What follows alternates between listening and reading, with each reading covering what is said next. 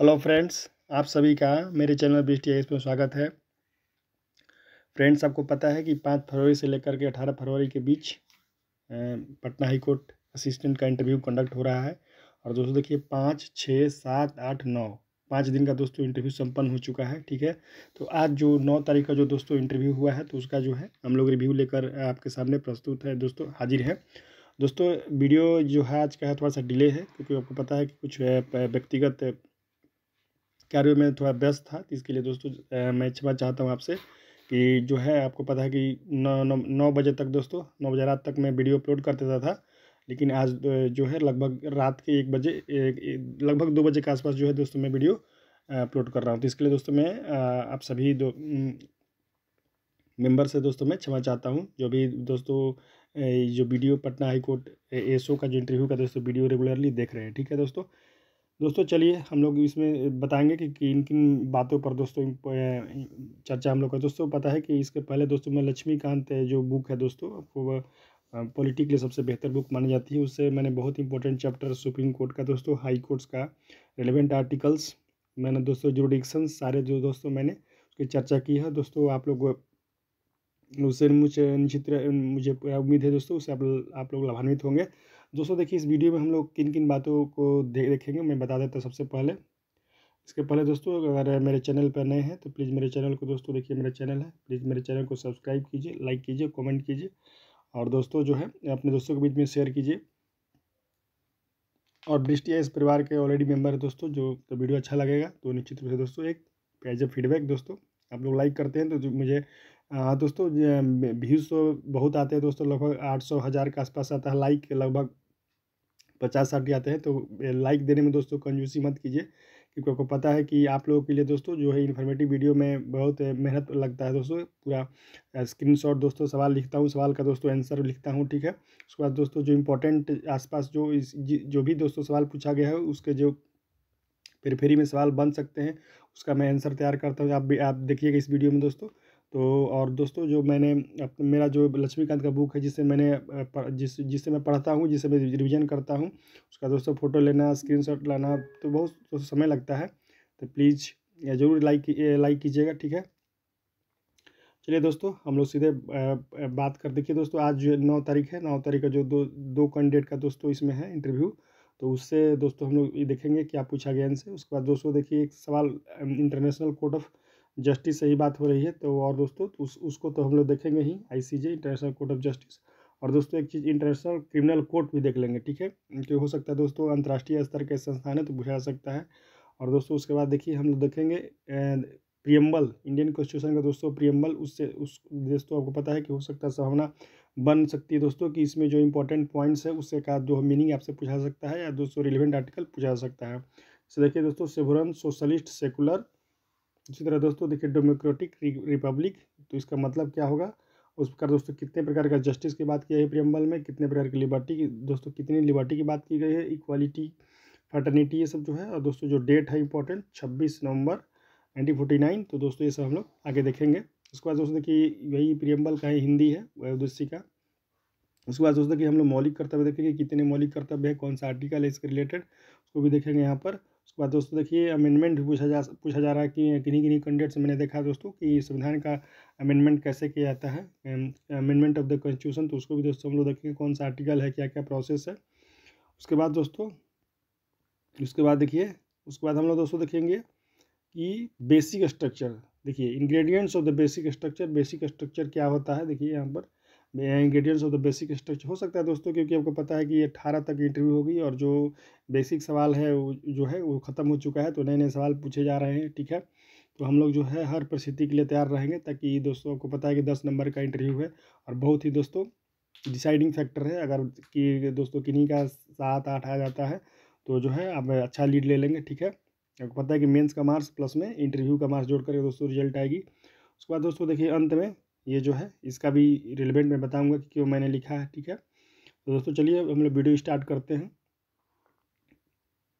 दोस्तों अगर आप मेरे चैनल पर नए हैं तो प्लीज़ मेरे चैनल को सब्सक्राइब कीजिएगा। ठीक है दोस्तों चलिए अब देखिए आज जो इंटरव्यू है दो कैंडिडेट्स का दोस्तों देखिए आया है ट्रांसक्रिप्ट, तो दोनों कैंडिडेट्स का दोस्तों मेरी टीम की तरफ से बहुत बहुत शुक्रिया। ठीक है, आप लोग जैसे ही महान आत्मा के कारण दोस्तों जो है ये जो है समाज का कल्याण हो रहा है, ठीक है। क्योंकि पता है कि समाज में कुछ ही लोग दोस्त होते हैं जो समाज का नेतृत्व करते हैं, ठीक है। तो उन्हीं में से कुछ हैं जो महान आत्मा। आपको पता है कि 5 तारीख से इंटरव्यू है, तो बहुत सारे कैंडिडेट ने शेयर किया है, ठीक है। तो सभी को दोस्तों जिनका जिनका दोस्तों मैंने यहाँ पर ट्रांसक्रिप्ट यूज किया है डायरेक्टली और इनडायरेक्टली, उनको पूरे टीम की तरफ से बहुत बहुत धन्यवाद। दोस्तों देखिए पहला जो कैंडिडेट है, देखिए उनसे देखिए पूछा गया है कि नाम पूछा गया है, सिंपल सा ही, तो सबसे दोस्तों नाम पूछा जाएगा। इनसे दोस्तों अगर नाम नहीं पूछा जाएगा तो बोला जाएगा कि आप एक्स कुमार हैं, ठीक है। तो आप बोलेंगे यस सर, उसके बाद वहीं से बात स्टार्ट होती है। उसके बाद दोस्तों देखिए यहाँ पर आज का ही है ये पहला क्वेश्चन, पहला कैंडिडेट से कि नाम पूछा गया दोस्तों। उसके बाद उनका ग्रेजुएशन सब्जेक्ट पूछा गया। उसके बाद जो current chief justice, honourable chief justice of India है दोस्तों, उनका नाम पूछा गया। तो आपको पता है कि करंट जो वर्तमान में chief justice of India, honourable chief justice of India कौन है दोस्तों? DY चंद्रचूड़ साहब जी, ठीक है। तो ध्यान रखिएगा। सो नंबर ऑफ वुमेन जजेस in Supreme Court and their names, दोस्तों मैंने आपको बताया है, आप जाकर देखिएगा मेरे वीडियो में, प्लेलिस्ट में जाइएगा, वहाँ पर मैंने बताया दोस्तों कि अभी वर्तमान में सुप्रीम कोर्ट में 3 लेडी जजेज है, फीमेल जजेज हैं। मैंने दोस्तों नाम जैसे कि हिमा कोहली, ठीक है, और बीबी नागरत्ना, और एक दोस्तों है, मैंने बता दिया है, वहाँ पर जाकर वहाँ से आप लोग देख सकते हैं, ठीक है। उसके बाद दोस्तों देखिए इनसे पूछा गया आपका डिस्ट्रिक्ट का नाम क्या है, ठीक है। उसके बाद पूछा गया कि आपका डिस्ट्रिक्ट कंसेशन जज कौन है। तो आप ध्यान रखिएगा कि प्रत्येक दोस्तों ज़िले में जो है आपको डिस्ट्रिक्ट कंसेशन जज होते हैं, जो कि अन्य जो हुई पता है कि दोस्तों, जैसे एग्जांपल में दोस्तों जो रोहतास डिस्ट्रिक्ट में लेता है, रोहतास डिस्ट्रिक्ट में दोस्तों 3 अनुमंडल हैं, ठीक है। विक्रमगंज, डेहरी, ऑनसोन और दोस्तों सासाराम। तो आपको पता है कि सासाराम में तो दोस्तों सिविल कोर्ट है ही, आपको दोस्तों विक्रमगंज में भी कोर्ट है और डिहरी में भी कोर्ट होता है, लेकिन दोस्तों पूरे जिला का एक जो सिविल कोर्ट के हेड होते हैं डिस्ट्रिक्ट एंड सेशन जज कहलाते हैं। तो उनका दोस्तों नाम तो अपने अपने डिस्ट्रिक्ट का आप लोग दोस्तों सर्च कर लीजिएगा, ठीक है। उसके बाद इनसे सवाल पूछा गया why do want to join Patna high court. तो दोस्तों ये है बेसिक सवाल जो कि पूछे जा रहे हैं, ठीक है। तो आप लोग अपना अपना आंसर तैयार कर लीजिएगा। उसके बाद दोस्तों देखिए हम लोग दूसरा कैंडिडेट का ट्रांसक्रिप्ट देखते हैं कि उनसे पूछा गया कि वही दोस्तों नाम पूछा गया होगा, ठीक है।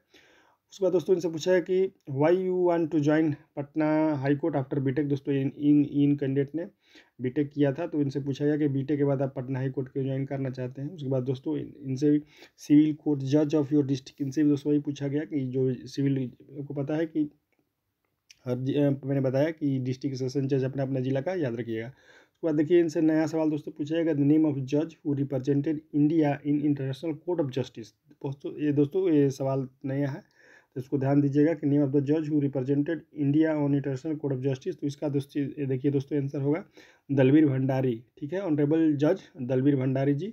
और दोस्तों मैं बता दूं इनके बारे में कि ये करेंटली वन ऑफ द जजेस of international court of justice हैं और फॉर्मर जज ऑफ सुप्रीम कोर्ट है, ठीक है, और 2012 से है। आपको पता है कि IC जो दोस्तों इंटरनेशनल कोर्ट ऑफ जस्टिस में 15 जजों का पैनल है, और दोस्तों उनमें से इंडिया की तरफ से दोस्तों ये एक है दलवीर भंडारी जी। और दोस्तों ये सुप्रीम कोर्ट के जजेज रह चुके हैं, 2012 से ही दोस्तों है, आपको इंडिया को रिप्रेजेंट कर रहे हैं इंटरनेशनल कोर्ट ऑफ जस्टिस में।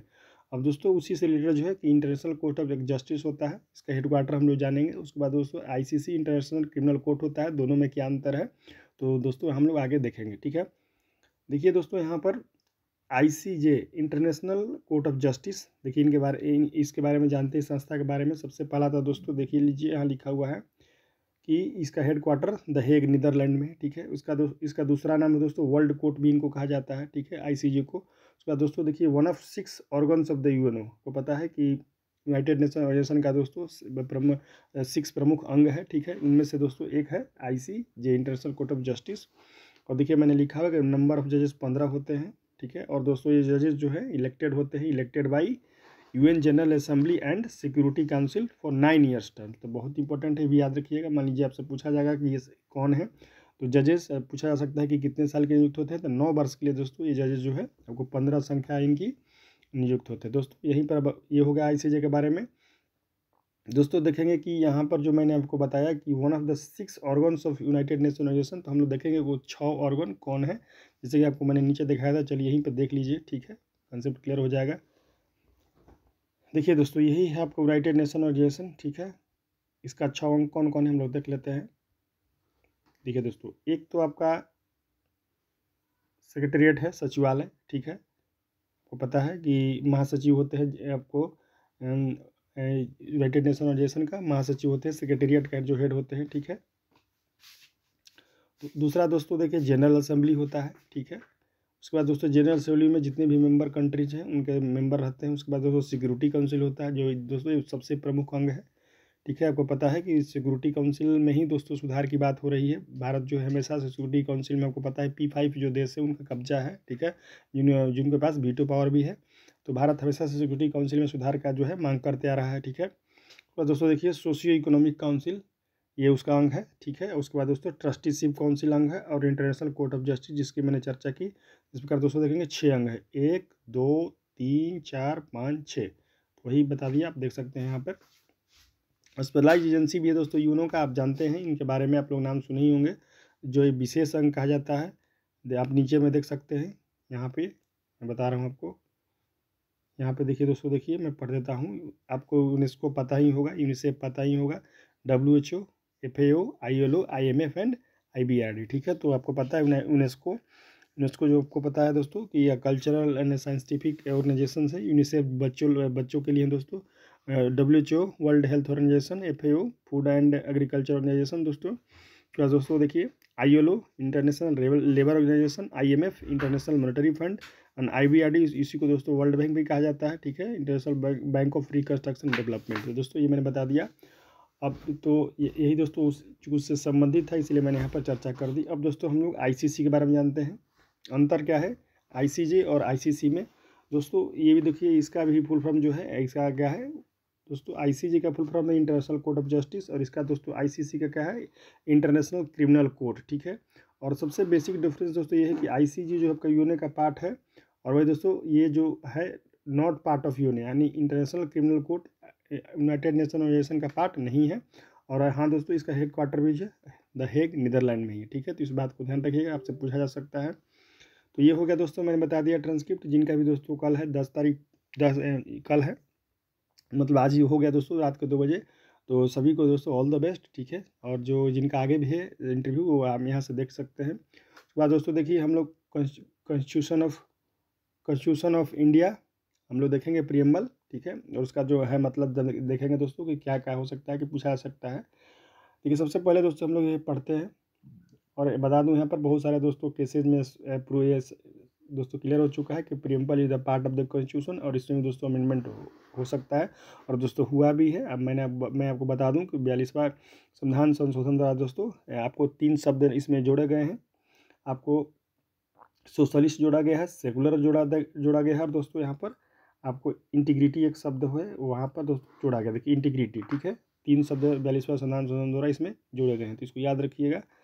बाकी दोस्तों इसका देखिए मतलब पढ़ते हैं कि we the people of India having solemnly resolved to constitute India into a sovereign socialist secular democratic republic and to secure to all its citizens justice, social, economic and political liberty of thought expression, belief, faith and worship, equality of status and opportunity, and to promote among them all fraternity, assuring the dignity of the individual and the unity and integrity of nation. In our constituent assembly this 26th day of November 1949 do hereby adopt, enact and give to ourselves this constitution। तो दोस्तों देखिए बहुत important point इसमें जो जानना है, सबसे पहले दोस्तों जानना है कि इस जो संविधान को किसने बनाया है। तो यहाँ लिखा हुआ है कि we the people of India, ठीक है। तो इसको ध्यान रखिएगा,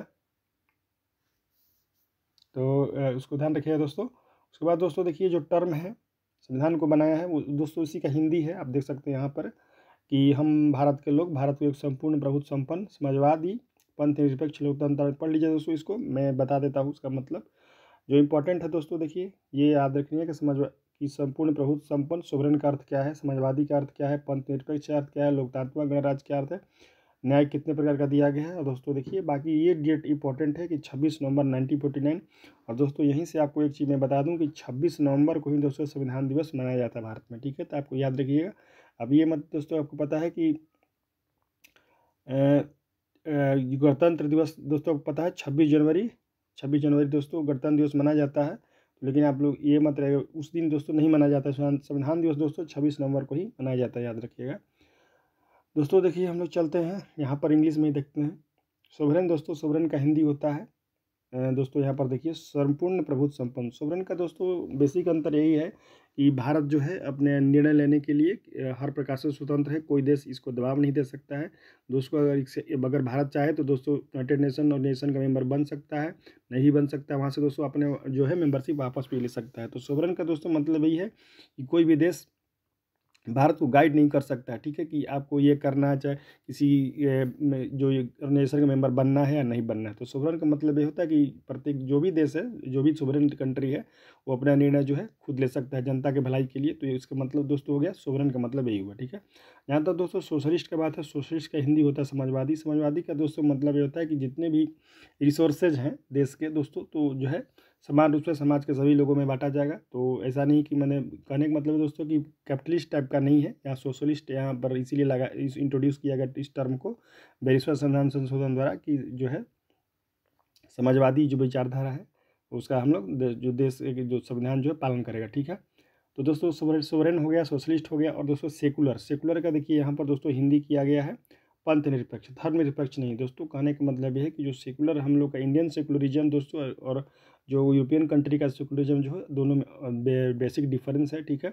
दोस्तों बेसिक डिफरेंस ये है कि जैसे यूरोपियन कंट्री में जो सेकुलरिज्म का जो दोस्तों हिंदी होता है, वो होता है दोस्तों धर्मनिरपेक्ष। धर्मनिरपेक्ष का दोस्तों मतलब ये है कि जो सरकार है, जो पूरी तरह दोस्तों रिलीजन से पूरी तरह से सेपरेट है, इसमें किसी प्रकार का दोस्तों हस्तक्षेप नहीं है। लेकिन जो हमारा जो इंडिया में दोस्तों क्या है कि देखिए सेक्युलर का जो हिंदी है पंथ निरपेक्ष किया गया दोस्तों। पंथ निरपेक्ष का मतलब है कि सरकार का दोस्तों कोई अपना धर्म नहीं है, लेकिन सरकार सभी धर्मों का समान रूप से विकास करने का प्रयास करेगी। और इसलिए दोस्तों आप देखेंगे कि ये सभी राम मंदिर का दोस्तों जो उद्घाटन हुआ, उसमें सरकार के जो प्रधानमंत्री जी उसमें दोस्तों शामिल हुए। और दोस्तों देखिए हेलीकॉप्टर से भी फूल बारिश की गई। तो दोस्तों इस प्रकार का आप जो सरकार कर सकती है, किसी भी धर्म को प्रमोट कर सकती है।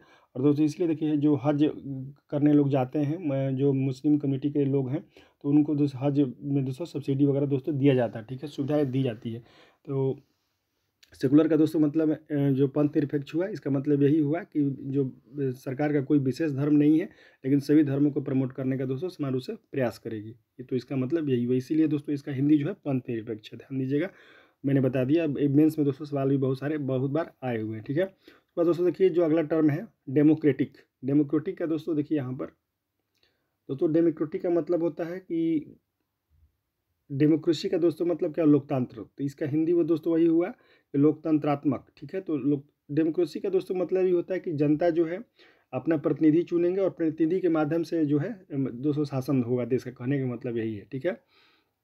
दोस्तों आपको पता है कि और हाँ दोस्तों देखिए आर्टिकल मैंने देखिए यहाँ पर देखिए सोशलिस्ट का दोस्तों बात है कि आप देख सकते हैं डीपीएससी में आर्टिकल 39, 38, 39 ये सब दोस्तों सोशलिस्ट विचारधारा से ही प्रभावित है दोस्तों। आपको पता है कि 39 में भी है दोस्तों कि, और 38 में भी है कि सरकार जो है सामाजिक, राजनीतिक और आर्थिक न्याय जो स्थापित करने का प्रयास करेगी, और धन का दोस्तों संकेंद्रण नहीं होगा किसी एक व्यक्ति में, ठीक है।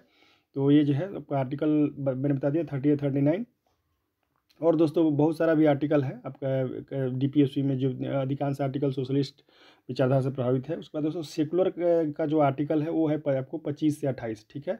तो आप ध्यान दीजिएगा कि ये जो आपको पंथ निरपेक्ष है उसके लिए जो रिलेटेड आर्टिकल है, आर्टिकल 25, 26, 27 और 28। और जहाँ तक दोस्तों डेमोक्रेटिक की बात है उसके लिए आर्टिकल आप 325 आप ले सकते हैं, 326 ले सकते हैं, 324। आपको पता है कि आर्टिकल 324 में इलेक्शन कमीशन ऑफ इंडिया का प्रोविज़न है, जो दोस्तों फ्री एंड फेयर इलेक्शन करवाती है। और आर्टिकल दोस्तों 25 में आपको पता है कि यूनिवर्सल एडल्ट फ्रेंचाइजी है। और 326 में दोस्तों तो 325, 326 है जो भी है, 325 में 26 में है। तो आप ये इसको आर्टिकल रिलेटेड देख लिए, 324 से लेकर 324 है, 325 है, 326 है, ठीक है। और दोस्तों देखिए मैंने बता दिया आपको। हाँ दोस्तों, तो देखिए रिपब्लिक का दोस्तों हिंदी होता है गणतंत्र या गणराज्य। देखिए इसका मतलब दोस्तों क्या होता है, गणतंत्र का बेसिक जो मतलब होता है दोस्तों कि राष्ट्र का जो प्रधान होंगे दोस्तों वो कोई राजा नहीं होंगे, ठीक है। जिस प्रकार को पता है कि ब्रिटेन में वहाँ दोस्तों महारानी होती है राज्य के प्रधान, ठीक है। लेकिन दोस्तों भारत में क्या है कि राज्य का जो प्रधान होंगे वो जो नियमित जो आपको पता है कि राष्ट्रपति होते हैं, और जिनका चुनाव 5 साल पर होते हैं, ठीक है। तो कोई राजा नहीं है। तो इसका मतलब दोस्तों यही होगा, गणराज्य का मतलब यही हुआ। तो ये आपने जो बेसिक है sovereign, socialist, secular, democratic Republic आप लोगों ने देख लिया, और इसका दोस्तों मैंने आर्टिकल बता दिया, ठीक है दोस्तों। देखिए जस्टिस का जहाँ तक बात है, देखिए 3 प्रकार का जस्टिस की बात किया गया है हमारे संविधान में आपको, सोशल, इकोनॉमिक एंड पॉलिटिकल, ठीक है। सोशल का मतलब दोस्तों, जस्टिस का मतलब ये है कि समाज के जो भी हाशिए पर लोग हैं दोस्तों, समाज के मुख्य धारा से जुड़ेंगे तो ये आपका सोशल जस्टिस हो पाएगा, ठीक है। इसलिए दोस्तों विभिन्न प्रकार के आरक्षण दिए गए, जो लाभ होते हैं, जैसे आपको स्कॉलरशिप्स हो गया, चाहे दोस्तों जो आरक्षण हो गया संस्थानों में, तो ये सब सोशल जस्टिस के अंतर्गत आते हैं। इकोनॉमिक का मतलब ये है दोस्तों कि जैसे मनरेगा हुआ, मनरेगा से इकोनॉमिक जस्टिस स्थापित करने की सरकार प्रयास कर रही है, ठीक है। और दोस्तों जो टैक्स है, टैक्स पेयर्स जो से मनी सरकार कलेक्ट होती है गरीबी में, दोस्तों आपको पता है कि 5 केजी जो राशन है दोस्तों फ्री है। तो ये जो है आपको है, ये प्रयास सरकार करती है कि आर्थिक स्थिति सुधरे। और पॉलिटिकल मतलब दोस्तों कि कोई व्यक्ति जो है चुनाव लड़ सकता है, चाहे मुखिया का चुनाव है, चाहे विधायक हो दोस्तों, तो ये सब जस्टिस सभी के लिए ओपन टू ऑल है, ठीक है। लिबर्टी ऑफ थॉट दोस्तों, लिबर्टी मतलब दोस्तों स्वतंत्रता होता है। स्वतंत्रता किसकी है दोस्तों? थॉट की, एक्सप्रेशन की, बिलीव की, फेथ एंड वर्शिप की। तो दोस्तों कोई व्यक्ति पूजा कर सकता है किसी भी धर्म का, में दोस्तों ज्वाइन कर सकता है किसी भी दोस्तों अभिव्यक्ति की आज़ादी उनके पास। आपको पता है कि ये एक्सप्रेशन जो है, right to freedom of expression article 19 में है, और राइट टू वर्शिप दोस्तों 25 से 28 के बीच में है। तो ये आपको हो गया दोस्तों की equality of status and opportunity. ध्यान दीजिए यहाँ पर दोस्तों इसकी इक्वालिटी की बात करें, स्टेटस एंड अपॉर्चुनिटी। अपॉर्चुनिटी दोस्तों मतलब क्या है कि अवसर। देखिए दोस्तों कोई भी एग्जाम निकलता सबके लिए समान है। आप चाहे भी आपको पता है कि यूपीएससी एग्जाम है, बीपीएससी कोई भी भर सकता है। स्टेटस मतलब दोस्तों क्या होता है कि यहाँ पर देख सकते हैं, स्टेटस का मतलब होता है प्रतिष्ठा, मतलब सबको इज्जत मिले। कोई दोस्तों देखिए इसीलिए जो है हमारा जो है आर्टिकल 18 आप जानते हैं कि किसी प्रकार का दोस्तों टाइटल को समाप्त कर दिया गया है, ठीक है। तो जैसे आपको पता है कि पहले राय बहादुर ये सब जो थे टाइटल सब समाप्त हो चुके हैं, तो अब सबकी प्रतिष्ठा है, सबका इज्जत है बराबर रूप से। तो दोस्तों fraternity assuring the dignity of the individual. दोस्तों फ्रेटर्निटी का मतलब होता है भाईचारा, सभी धर्म के लोगों मिल कर रहें, गंगा जमनी जो आपको तहजीब होता है उसके अनुसार रहें। And unity and integrity of the nation. दोस्तों देश की एकता और अखंडता को अक्षुण्ण बनाए रखने का प्रयास करें। और दोस्तों जो इम्पोर्टेंट यहाँ पर है डेट, आपको 26 नवंबर 1949 को दोस्तों क्या किया गया, ये जो प्रियम्बल है इसको क्या संविधान सभा में आज इसको अंगीकृत किया गया। तो ये डेट याद रखिएगा, ठीक है। और 26 नवंबर को संविधान दिवस मनाया जाता है, तो ये मैंने आपको बता दिया। तो देखिए जहाँ तक मौलिक कर्तव्य की बात है, आपको पता है दोस्तों कि आर्टिकल 51A के तहत जो है, 51A के तहत जो है मौलिक कर्तव्य की बात किया गया है। और ये दोस्तों आपको 42वां संविधान संशोधन द्वारा इसको इंट्रोड्यूस किया गया था। स्वर्ण सिंह समिति आपको पता है, इनके बारे में जानते होंगे, इनके सिफारिश पर। और दोस्तों जो है 11 को है, 11 जो है मैं बता दूं कि यहाँ पर 11 को है मौलिक कर्तव्य। इसमें से दोस्तों वैसे तो इम्पोर्टेंट सब है, लेकिन जो मेरे नज़र में देखिए ये इम्पोर्टेंट, संविधान का पालन करें, ठीक है, ध्यान रखिएगा। उसके बाद दोस्तों देखिए यहाँ पर जो 5 नंबर है उसमें जो ये बहुत इंपॉर्टेंट है। देखिए इसमें क्लियरली लिखा हुआ है कि ऐसी प्रथाओं का त्याग करें जो स्त्रियों के सम्मान के विरुद्ध है। तो ये दोस्तों बहुत इंपॉर्टेंट है। आजकल लोग को पता है कि जो है स्त्रियों का सम्मान जो है बहुत सारे समाज में होता है, ऐसा नहीं है दोस्तों, लेकिन कुछ ऐसी प्रथाएं हैं जिससे स्त्रियों के सम्मान में दोस्तों जो है स्त्रियों का सम्मान नहीं होता है। जैसे आप दहेज के लिए जो हत्या होती है दोस्तों, रेप होता है, बलात्कार होता है। चाहे आजकल दोस्तों देखिए सोशल मीडिया पर कोई भी व्यक्ति हो, जो कोई महिला अगर कमेंट करती है तो उसको गाली गलौज लोग करते हैं। तो दोस्तों ये प्रत्येक व्यक्ति का दोस्तों इस प्रकार मौलिक अधिकार है, उसी प्रकार मौलिक कर्तव्य भी है कि ऐसी प्रथाओं का त्याग करें जो स्त्रियों के सम्मान के विरुद्ध हो, ठीक है। महिला का दोस्तों जो भी है, चाहे वो लड़की हो दोस्तों, चाहे स्त्री हो, चाहे दोस्तों कोई भी हो, महिला का बहुत सारे रूप है, तो सबका दोस्तों सभी रूपों का दोस्तों व्यक्ति को क्या करना चाहिए, सम्मान करना चाहिए, ठीक है। ऐसी सारी प्रथाओं का त्याग कर दिए। जैसे आपको दहेज हो गया दोस्तों, उसके बाद दोस्तों घरेलू हिंसा हो गया, प्लस में एसिड अटैक हो गया, तो ये सब जितने प्रकार के दोस्तों है सबका त्याग करना चाहिए, ये मौलिक कर्तव्य में लिखा हुआ, ठीक है।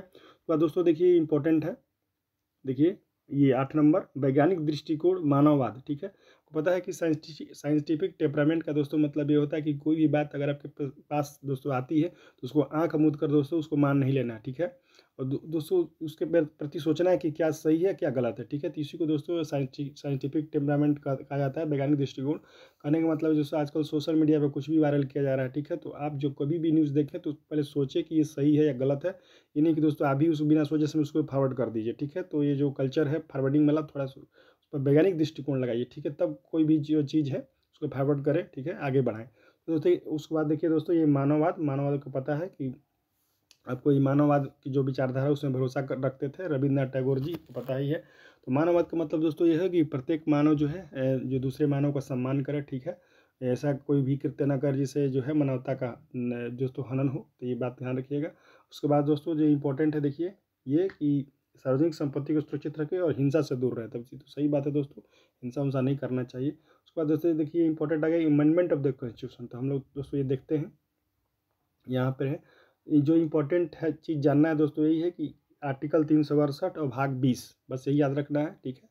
यहाँ यही लिखा हुआ है कि आर्टिकल 368 इन पार्ट भाग 20 of the constitution deals with the powers of parliament to amend the constitution and its procedure. आपको पता है दोस्तों कि कोई विधानसभा है कॉन्स्टिट्यूशन को अमेंड नहीं कर सकती, ये पार्लियामेंट को अधिकार दिया गया, ठीक है। उसके बाद दोस्तों देखिए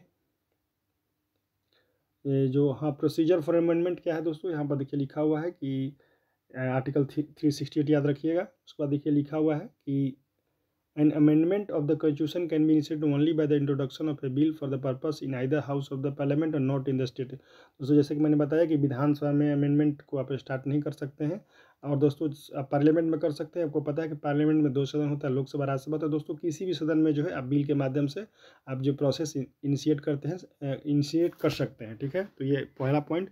दूसरा number, the bill can be introduce either by a minister और by a private member and does not require prior permission of the president. दोस्तों इसमें राष्ट्रपति की जो आपको पता है कि प्रायर परमिशन पूर्व से अनुमति लेते हैं, इसकी कोई ज़रूरत नहीं है। और दोस्तों ये मिनिस्टर भी कर सकते हैं, इस बिल को इंट्रोड्यूस कर सकते हैं, कोई प्राइवेट मेंबर मतलब जो मंत्री नहीं है, ठीक है। तीसरा नंबर दोस्तों पॉइंट देखिए हम लोग यहाँ पर कि the bill must be passed in each house by special majority. देखिए मेजोरिटी की बात की, special majority A majority that is more than 50% of the total membership of the house. दोस्तों वही कि जितना उपस्थित है प्रेजेंट एंड वोटिंग का 2/3, तो ये याद रखिएगा। तो स्पेशल मेजोरिटी होता है कि जितना उपस्थित है प्रेजेंट एंड वोटिंग है 2/3, और जो टोटल स्ट्रेंथ है उसका 50% से ज़्यादा। उसके बाद दोस्तों देखिए कि no provision for joint sitting. दोस्तों कोई जॉइंट सेटिंग नहीं होते, अगर कोई बिल कोई कॉन्स्टिट्यूशनल अमेंडमेंट बिल नहीं पास हुआ तो ऐसा नहीं कि दोस्तों कोई जॉइंट सेटिंग होने जा रहा है, ठीक है। तो ये जॉइंट सेटिंग नहीं होगा। उसके बाद दोस्तों देखिए कि if the bill seeks to amend federal provision में दोस्तों अगर सुधार करना चाहता है तो देखिए जो आधा से स्टेट्स बिल सिंपल मेजोरिटी, तो जो जितने राज्य हैं उससे आधा से अधिक सिंपल मेजोरिटी से भी मतलब विधानसभा दोस्तों पारित करना होगा, ठीक है। ये हो गया। उसके बाद दोस्तों देखिए कि the president must give his assent to the bill, he can neither withhold his assent to the bill nor return the bill. दोस्तों मतलब कि कहने मतलब है कि राष्ट्रपति जो है बिल को दोस्तों विथहोल्ड नहीं कर सकते हैं और नहीं दोस्तों उसको वापस कर सकते, उनको साइन करना ही पड़ेगा, मस्ट गिव हिज असेंट, देना ही पड़ेगा। तो यही बात है दोस्तों, बेसिक चीज़, बस और कुछ नहीं इसमें।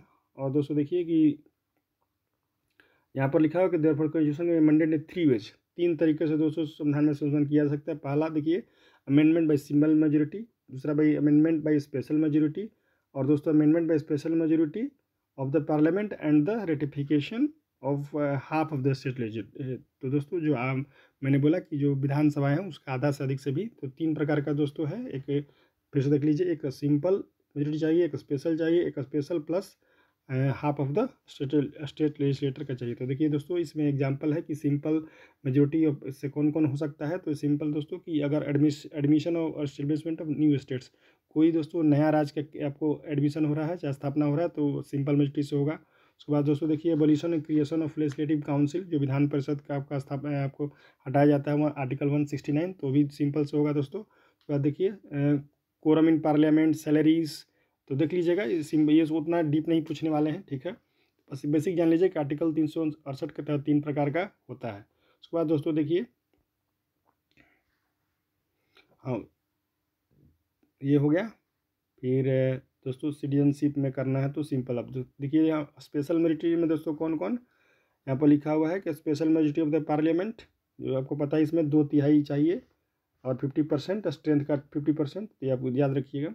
देखिए इसमें कौन कौन है, the provision which can be amended by this way, कौन कौन, fundamental rights, directive principle and all other provisions which are not covered by the first and third category. तो दोस्तों देखिए अगर डीपीएसपी और फंडामेंटल में चेंज करना है तो आपको स्पेशल मेजोरिटी चाहिए, ठीक है। उसके बाद देखिए हम लोग जो तीसरा कैटेगरी है हम जो देखें कि special majority and concept of state, उसमें देखिए कौन कौन है, आपको इतना एग्जाम्पल है election of the president and it's manner, अगर ऐसे में राष्ट्रपति के जो चुनाव है उसके तरीके में अगर बदलाव करना चाहते हैं तो आपको विशेष बहुमत के साथ साथ आधा से अधिक राज्यों का सहमति जरूरी है। उसके बाद दोस्तों देखिए supreme Court and high courts का अगर पावर में, हाँ देखो बहुत इंपॉर्टेंट, अगर दोस्तों Supreme Court and high courts का जो जुडिक्शन है उसमें बदलाव चाहते हैं तो आपको करना पड़ेगा दोस्तों स्पेशल मेजोरिटी प्लस हाफ, जो विधानसभा आप तो आधा से अधिक के लिए लेना पड़ेगा सहमति, ठीक है। उसके बाद दोस्तों देखिए तो यही सब दोस्तों है power of parliament to amend the constitution its प्रवृत्ति दोस्तों, ये मैंने बता दिया।